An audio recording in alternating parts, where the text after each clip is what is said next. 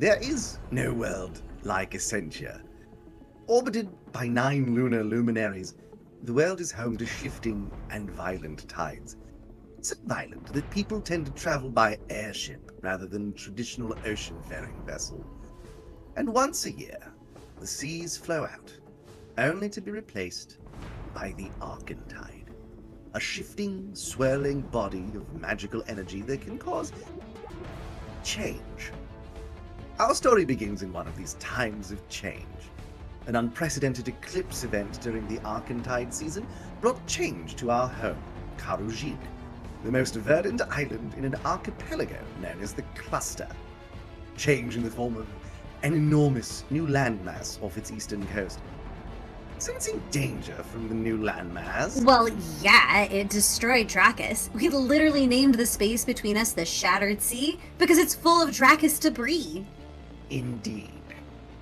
As I was saying, sensing danger from the landmass, Drix, a druidic lizard folk and hero of another age, set course for the new landmass with the blessing of the Karujet, the parliamentary ruling body of the island. After 4 years of silence, he sent a message through a sending stone in his office. Wrong. He spoke to me through a plant named Rex. Right. Yes. Rex. The new continent, which he shared is called Eldaria, was home to both a Shadowfell cult and a Fey refugee settlement. Drix also noted that the tides, and Eldaria itself, seemed intrinsically linked with primordial forces called the Gaia, and thus our heroes take the stage. Drix requested 2 persons to travel to Eldaria after him, Odessa and Demetra.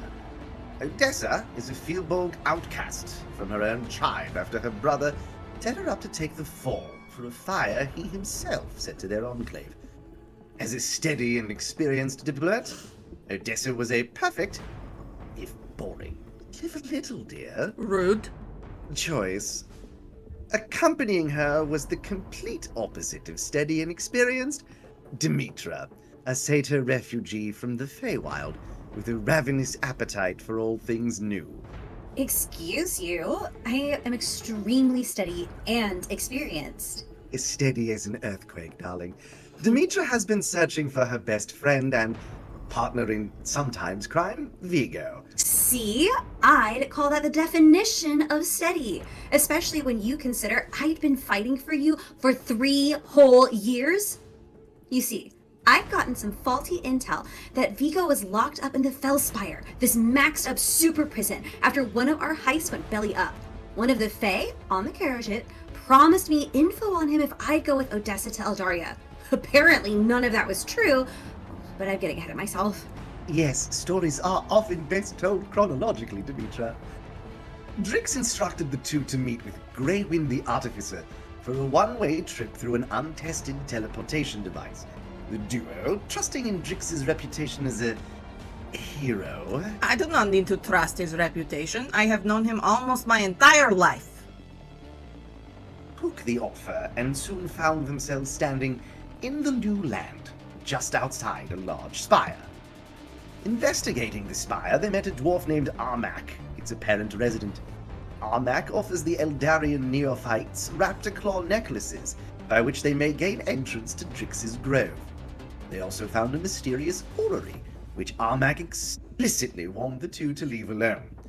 Demetra, in her infinite curiosity, of course investigated the orrery. She encountered the still-living eye of a long-deceased beholder warlord named Grixon, encased in a glass sphere. Horrifying. Demetra's uneasy dreams that night would prove, unbeknownst to her, to have consequences. Setting out on the trail after Drix, the 2 headed for a major Eldarian city called Titanfell. On the way they encountered a muscle-bound moron named Thrago, an apparent monster hunter who helped them slay a malevolent beast. Thrago told them of Titanfell's monster hunting guild and invited them to visit. How utterly alluring. What is your deal with the hunky Andy? Are you jealous? Oh, he is so jealous. Upon reaching Titanfell, Demetra and Odessa were accosted by an odd-looking youth who stole their snacks. How very dare! We know, dear, you're very precious about your food. When they gave chase, however, they were suddenly surrounded by an eerie pink bubble. Rising from a seeming unconsciousness, the two found themselves in a dark, liminal space on a stone platform. And no, I'm never jealous. Oh, of course not. Definitely believe that. Suddenly, greeted by an ominously cheerful voice, the two met the beholder Grimatrix, the aforementioned consequences. Grimatrix was apparently birthed upon Demetra's interaction with the Eye of Grixon. I'm fairly certain Grimatrix has his father's eyes. Audible groan. Oh, come on. That was actually pretty good. Plus, imagine how he'd look if he had my eyes. Thank you. After informing the pair that they'd be playing in a little game there in his pocket dimension, the poor chap had a lot to catch up on with dear old mum, Grimatrix sprang an additional surprise on them when he announced they would need a third player, and it would be none other than Demetra's dashing, handsome, intelligent, courageous, charismatic, talented... Oh my gosh, get on with Okay, it. laying it on a bit thick, Vigo. Let's go. Where was I? Oh yes, her missing in action partner, Vigo. And who should suddenly materialize before them? A tiefling that neither of them recognized, but thoroughly and impressively confusing everyone. The tiefling announced he was Vigo, before flashing a ring and transforming into the Eladrin that Demetra knew. The three now set off to play in Grimatrix's games, solving puzzles of mental and martial strength. A strange message was communicated to Demetra, that her shadowy patron and bestower of magical talents, the mysterious Raven Queen, was not to be trusted. Because you should never trust or make deals with supernatural entities. I'm always saying this. After completing the games, Grimatrix bestows upon the party a series of gifts. Notably, Odessa received an elaborate halberd that was, unbeknownst to her, cursed. It only might be cursed. We do not know for certain. If you aren't certain if something is cursed, it's definitely cursed. Demetra received a brooch that granted her some sorely needed wisdom, in Hey. addition to the shattering of everything she thought she knew about her magic. And Vigo, poor, unassuming Vigo, received a particularly undeserved knife in the back. Sure, the knife turned out to be an impressively useful magical artifact, but it made a rather nasty hole in his very fancy coat, and it really hurt. Quick mending spell fixed the hole, but it's never really the same. Upon their return to the fungal-suffused Titanfell, the party split into two directions. Odessa would seek a diplomatic in as emissary of Karujin, seeking to establish cordial relations and find further information on the whereabouts of Trix. Ooh, let me. Vigo and myself, however, would pick up our stolen scenes nom de plume once more and seek the Book of Dusk. I learned of this book from my archaeological exploits in Karujit. Trix found similar references in Eldaria, and the Fey Court of Spring promised to reunite me with Vigo if I obtained it. Of course, I already had Vigo at this point, but now we needed to learn what was in those pages about the Raven Queen, Grixon, and the war between the Fey and the Shadowfell. We heard rumors that it was in Titanfell's History Museum and made connections with some folks on the inside, because that's how it's done. But meanwhile, revelations were afoot.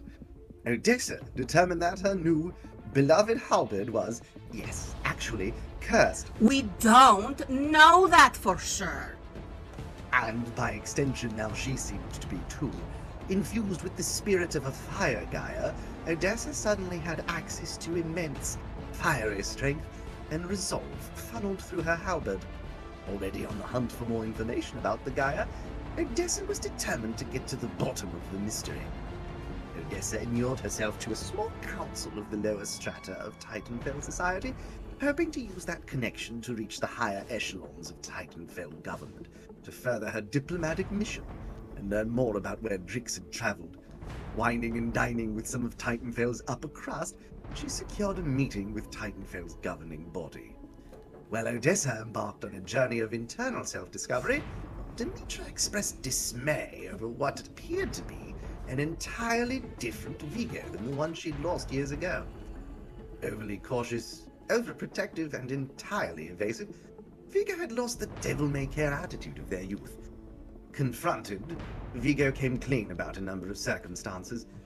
He hadn't been imprisoned, but rather had been press-ganged into the service of the Shrouded, a shadowy network of wetworks operatives and assassins for hire. Worse yet, the Shrouded had discovered Vigo's deepest secret, that he was not the Eladrin he held himself out to be, but was rather a changeling.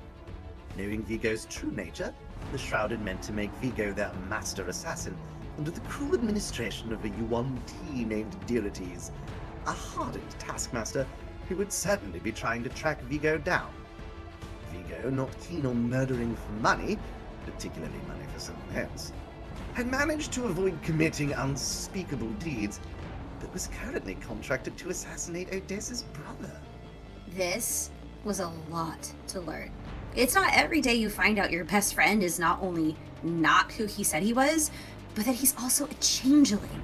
The Fae really don't like changelings. Like, threaten your children with them so they behave levels of not liking changelings. But lucky for Vigo, he's my best friend no matter what. He will, however, owe me for this for pretty much the rest of his life. Besides, we had a book to steal, and it wouldn't be nearly as fun stealing it without him.